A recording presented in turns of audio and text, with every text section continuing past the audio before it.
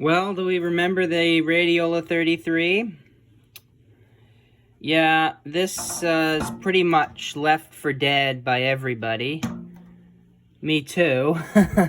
Whoever the hell worked on this before that's why it was just left for dead pretty much. The power transformer is shorted. Yeah. As you can see, it has been getting hot and stinking up my house. The power transformer is shorted, but I'm just bored, so I said, what the hell, I might as well double check. So I'm going to desolder all the wires and then make some proper measurements of the voltage we get out and make sure I'm going to find where the short is. If I desolder every single wire and I plug it in and it's still drawing current, well, then the short is in the primary, or maybe it's an internal short somewhere on one of the windings. It's drawing a ton of current. This thing did work, though, with the power transformer shorted. It just gets overheated, and then it stinks up the house, and the tar starts bubbling out of it. So, I'm going to verify where the short is, and I don't know why. I just want to see this piece of crap work. It's not a very good restoration candidate. I mean, the chassis itself is clean and in good shape, but the case is beat up. The pot metal junk is falling apart on it. This lid is really trashy, and the pot metal's all busted on the corners. It's just, this was the cheapest this was one of their cheap radios in the 1929. It was like their low-end radio. It was built cheap. I mean, I hate this. They couldn't even be bothered to put a terminal strip for the power supply. How cheap. Like, these two are permanently tethered together, and it's so annoying to work on it. It's a huge pain in the ass. If this, I already tried looking for one of these transformers, and, well, good luck finding one, right? So, if this is actually bad, if the short isn't in one of these resistors or something I can fix easily, I think this is going to come apart, and, well, we'll see. I've been thinking of a few possible ways to fix this issue, but the reason I really didn't get into this is because this has like 5 different secondary windings. It's got a high voltage, the 5 volts for the rectifier, the 5 volts for the 171A, the 2.5 volts for the 27, and then 1.5 volts for all of these 26s, and that's just too many different voltages. You're never going to find a transformer like that. The standard is 6.3 volts and 5 volts and a high voltage, and you're just not going to find a transformer for one of these ancient radios.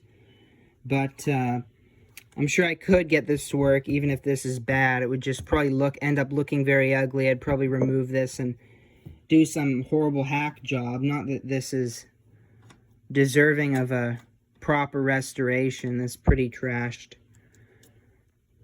And yeah, the tar has been really leaking out. Actually, I have a great old clip of it somewhere. If I can find it, I will.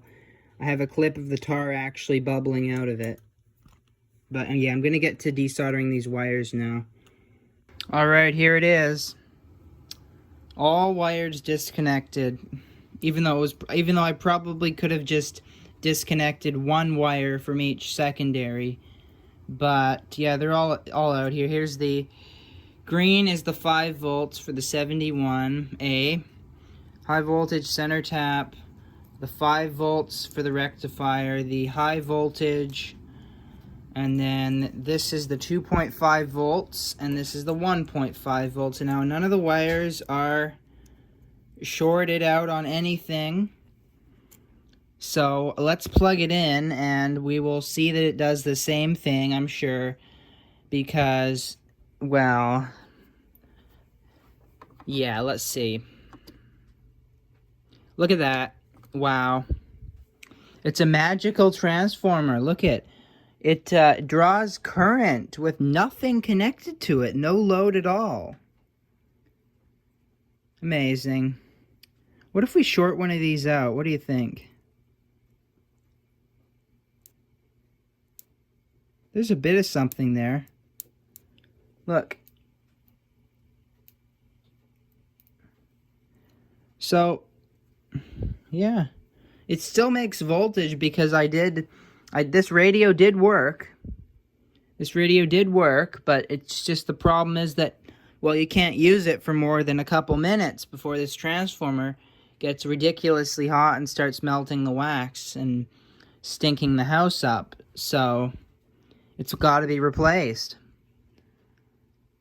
But it's not a dead short because the light bulb isn't fully lit. See, if I short the 5 volts here, it lights up all the way.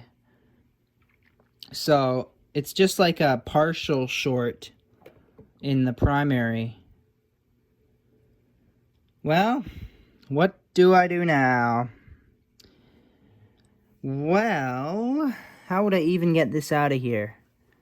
Because those resistors are in the way. How do I get it out? Because the tabs, it has these tabs here, and they're underneath these resistors on that side.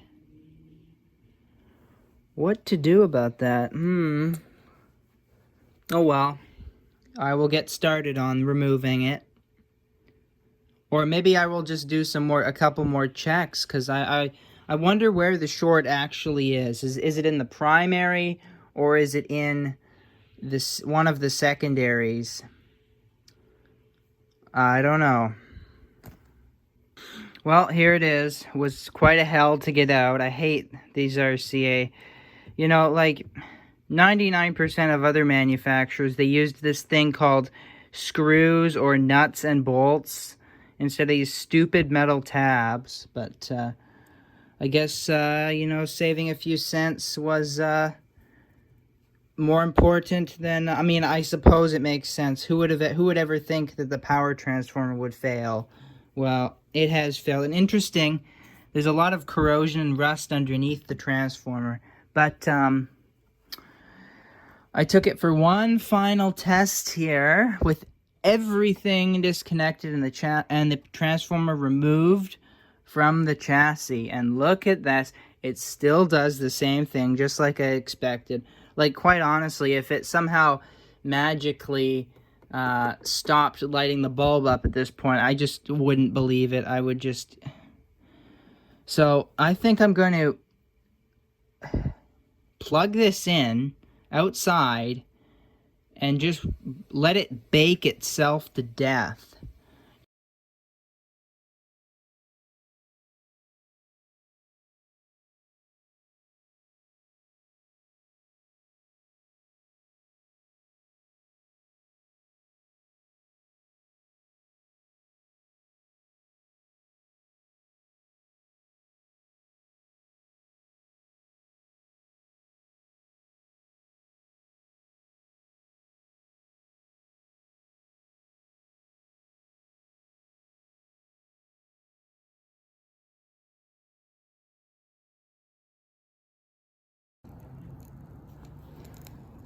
It's bubbling.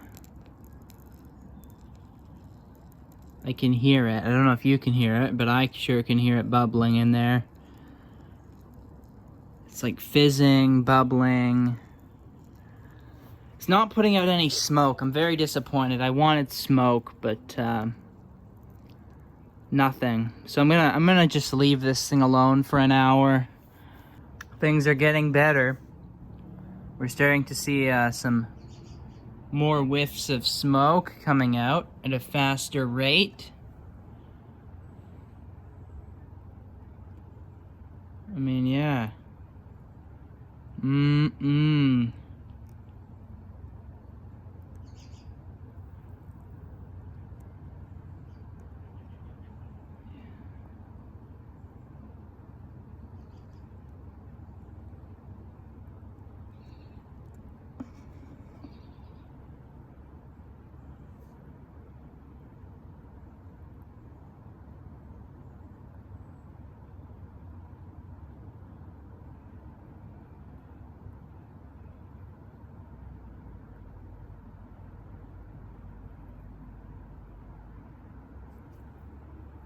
Well, here are the hideous contents of the can.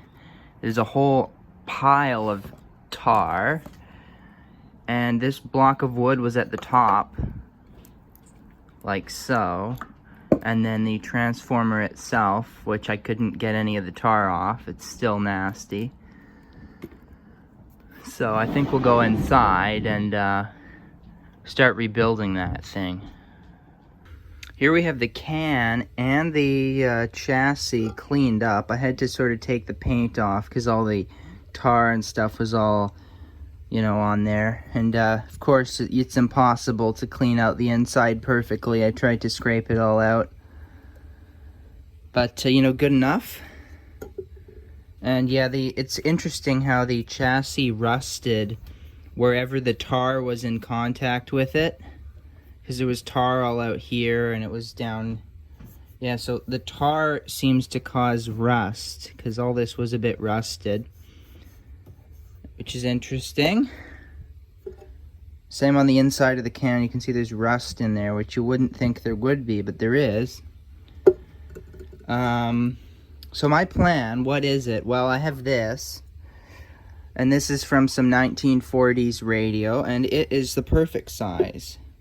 That would fit in there very nicely. Now this has 6 volts. I don't know. I don't really know which winding is which, but this is the high. I think this is the high voltage, the center tap, and there's a 6 volts, a 5 volts, and a primary. But the 6 volts is not useful at all, so we're just going to use the 5 volts and the high voltage for the rectifier and the B+.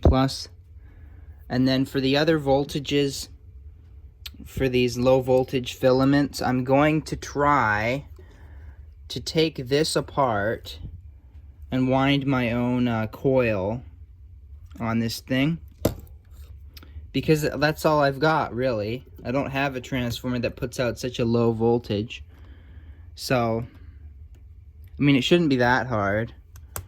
As long as this transformer has the sort of design where it's split, like there's an obvious line down the middle where you can see the primary and secondary, and they're both on their own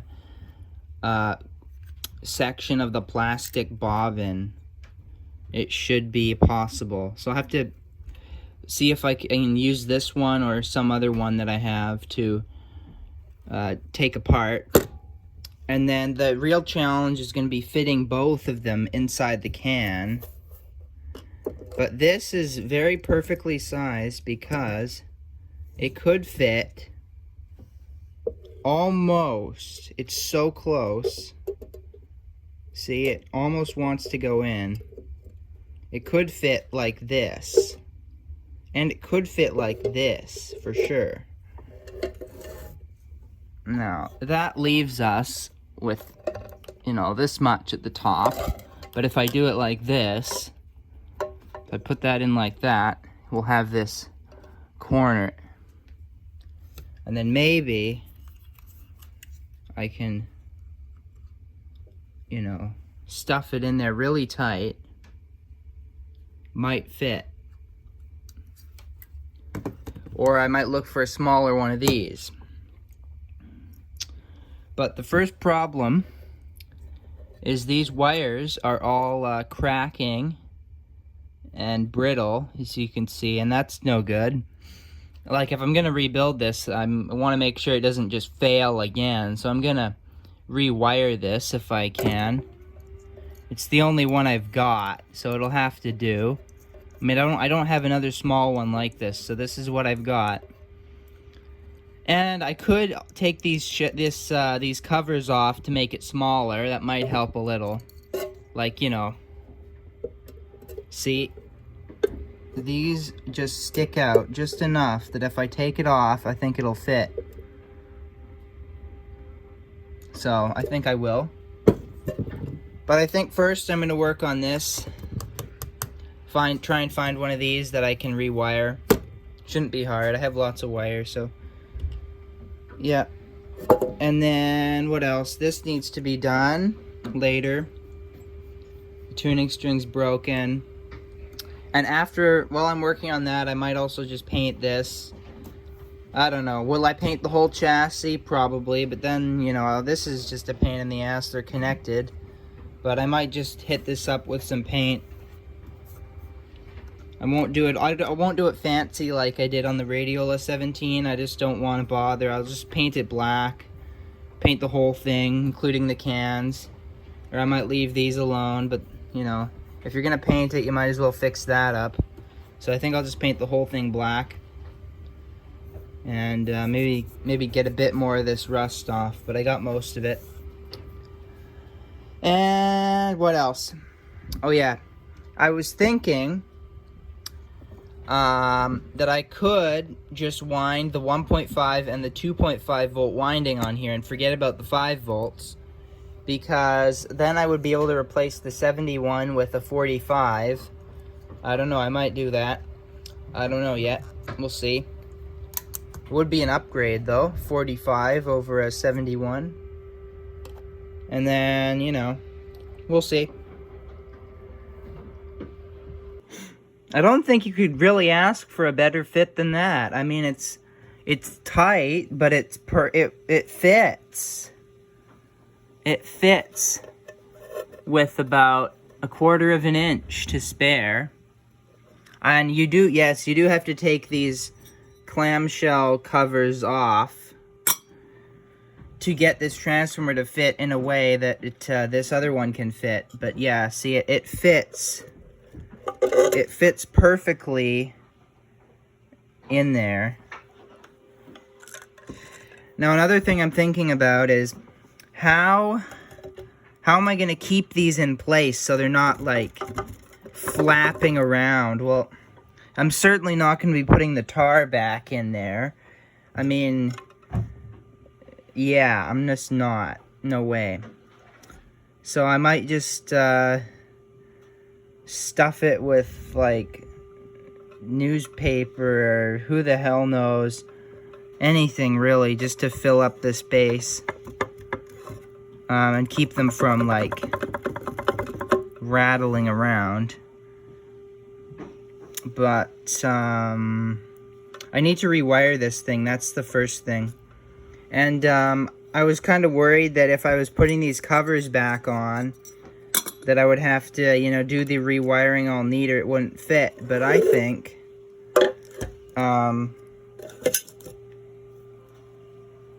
I can just cut it right here. I'm not going to cut it right where it goes into the transformer. I'm going to cut it right up here at the edge. And then just leave it like that. But these wires are old and crusty. And they're no good. Some of them. I think it's the high voltage ones that are actually bad. See, look. If I bend it, it just starts crusting. Turning to dust, look. Yeah, look at that. So these are no good because, well, they're just no good. Yeah. Junk, so I need to rewire it. So, it's got this little cardboard thingy in the way. It's pretty small. I don't know how they ever powered an 8-tube radio with this. Must have gotten ridiculously hot when it was in there. And actually, I remembered I do have more of these transformers. They're stored right down here on some old chassis. So if I do need another one, I can just take one of these. Because these chassis are I'm never going to need them, never going to use them. So this is going to be a backup if I somehow destroy this one. Oh yeah, one thing I didn't think of, I might have just screwed myself here. I didn't think that I'm going to want to put these bolts back like this. And these stick up. So it might prevent the fit from being so nice. Or I could cut these bolts down so to where it's just half an inch, like a 1/4 of an inch shorter. Yeah. Well, think about that. But first, I'm gonna just rewire this thing. Oh no, I'm gonna rewire it. I'm gonna check the voltages because I wrote it down. The high voltage from that old transformer was 260 on each side of the center tap. Wow, that's crusty. 260 volts on each side. So I'm gonna measure this one. But even if this is like 300, 350, it doesn't matter because I can just put a resistor on the center tap of the transformer to lower the voltage. So, yeah. Yeah, whatever. Oh yeah, and I'm also thinking about if I change this to a 45 and I put that resistor in the center tap of the transformer, that'll create the negative voltage to bias the 45 if I need it. So that's an additional bonus feature. And I'm also thinking of maybe using the 6-volt winding to power the light bulb or something, because there's going to be a 6-volt winding that's unused. But, you know, I'll shut up and I just get to the rewiring, and I'll figure it out as I go, like I always do. No sense in pre-planning anything. Just do it. I just finished with the rewiring of the transformer. The yellow is the primary. These ones that are original are the 6 volts. The orange are the 2 high voltage wires. The black is the high voltage center tap. And the blue is the 5 volts for the rectifier filament. And yeah, I spliced the wires. I used this heat shrink, but I didn't shrink it. And then I used a zip tie to stabilize it so that these don't move and crack anymore where it goes into the transformer. So now I'm going to get to work on this. Alright, after much effort, I got it done. I had to use a thin gauge wire. I would have used a thicker wire, but this is all that would fit. And it was very, very close. In fact, I don't think I could get another turn on there if I wanted to. But it's perfect because I have connected the 27 and the 45, and they're at 120 volts going into the transformer. These tubes are running at 2.5 volts. It's perfect. And the same with the 26s. On 120 volts, they're running right at the limit, which means on 110 volts, they will run at, these run at 2.2, and the other ones are at like 1.4, 1.3 or something. But it's perfect. It's perfect. And then, so all I really need to do now is get these in the can. But I think I'm going to give it a test first. Alright, so this is a final test of the filament transformer. And this is with all the tubes connected. And, of course, there is some resistance in these cheap Chinese wires here. So the voltage on the 45 is a bit low. But all the other voltages are fine. So it's perfect. This thing is just, you know, it's pretty good. So I'm going to put this in the can now, and I don't know how I'm going to do that. I haven't figured that out yet, actually. I'll just stuff it in there, and, yeah. Whew. Well, here's the test fit, and I hate it. It's so tight. It's so tight. It's pressing on the windings of that filament transformer right there. Yeah, it's just, it doesn't even go in all the way. But I think it works good enough to call it good enough. Alright, I'm going to paint the chassis. I have separated the two. I actually wasn't going to, but then I realized there aren't very many wires going to it. There are two B+ wires, I think, and a ground, and then these 3 pairs are the filaments. So it's very simple. Oh, and this is the dial lamp. So it's very simple, and I'm going to paint it with whatever I can find just to cover this up. And yeah, this was surprisingly simple to get apart, and I am not going to be painting this one, and I'm not going to be taking this apart. There is like a very slight rust here, but I don't want to bother with this. This is much more complicated to paint. This one is already taken apart and going to be simple to paint. Let's just say I didn't want to record this video, so I kind of gave up halfway, and so I completed it without really recording anything. I just made a couple modifications to it. I added this wire here, which goes to the transformer, which feeds the grid of this, to give it a negative 45 volts, because I grounded the filament, because it's also connected to this one, which was grounded, and I didn't want to float this one up at like plus 45 volts, because you're not, the potential between the heater and cathode is supposed to be at a minimum. And then that's it. I just cut one wire under there and spliced this one in. I added a resistor and a capacitor, and that's it. And then I, put the new cord in and put the new switch in, and I ripped some knobs off of some old junk,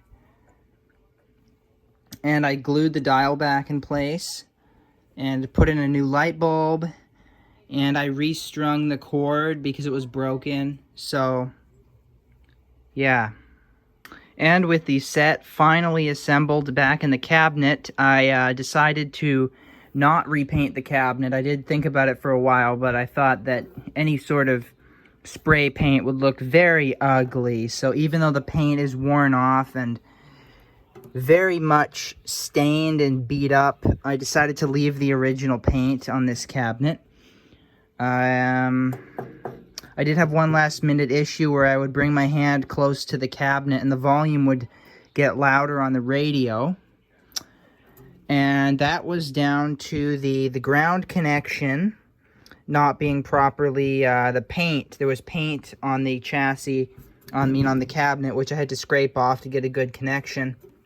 I don't know where that was supposed to connect, but I can't see any other place where it would connect. But there is this brass nut here, which is out of place. Perhaps perhaps this wire, I don't know really, but this could have screwed in there. That would have made more sense, but it's working. I did check the dissipation of the 45 here, and it's on 1 watt of plate dissipation, so that should be fine. I mean, it's not very hot. I mean, I can hold on to this thing all day long, and I'm not going to get burnt on it. In fact, I think the 27 is a bit hotter than the 45, because this is a heater, and this is a filament. The difference between a filament and heater is the filament here is the cathode. There is no cathode sleeve or tube. The filament itself is the cathode. But with the 27, see, that's much brighter and hotter because the filament has to heat up a cylindrical tube there that is coated with the emissive material. That's why these this is a cathode and this is a filament. These are filament tubes, the 26. It works okay. It's a bit disappointing. There is a bit of hum in there that I couldn't get rid of. But I mean, that's what you get with these filament tubes running on AC for the filament. And the sound quality is meh. It's the This doesn't use a transformer. This uses a choke and a capacitor for the output. So maybe I could have upped the size of the capacitor, but it's too late now. I don't want to pull this out because these are attached, and that was a huge pain in the ass to get back together without like scratching the paint on this thing. But that's it. It works. It's a radio and it works. I put a new antenna and ground wire on it. The yellow is ground, the orange is the antenna, because the old ones were rotten. And the volume was too loud. I would turn the volume control and it would just blast out volume much too loud. So I added I think a 220 picofarad capacitor from the antenna to ground to quieten it up a bit, and it works very well. So, oh yeah, the volume control has a slight scratchiness in it, but that's normal for this sort of thing. These are for this time of year. Evenings, overnights, weekends, daytime, anytime. City News 1130, your top choice for local news.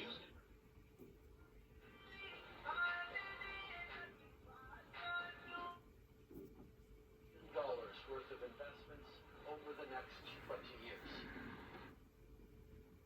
視為潛在威脅，由於俄羅斯一直喺北極建立同時期嘅基地，各包 80,000. Says funding from the province for Strong Start is fully intact and has not received any funding cuts. She says we are aware of Tracker Weather Center tracking rainfall this evening with an additional 10 and up to 20 millimeters. That LA game from that line, whether Tom decides to stick with that line long term here in the playoffs, I don't know. interesting. लिख गया ਜਿਹੜਾ ਕਿ I can tell you confidently. And then if you that's what we have to listen to around here. It's pretty sad. There's nothing, which is why I think about, but I don't actually do, build a radio AM transmitter. But that'll be one day, eventually, maybe in a year. I don't know. I don't really care. Yeah, this could have really been a more interesting project, but it's a basic radio, extremely primitive, and it's meh, really. It's nothing to write home about. The sound quality isn't great. It's okay, I guess. I did glue this back on, this corner. It was, the rivets were broken. I just used hot glue, and it's pretty well solid on there. And yeah, these knobs are from an old RCA radio. This is the late 30s RCA knob. And yeah, you can tell this was used a lot. The paint is completely worn off all the knobs. That's it. It works just fine.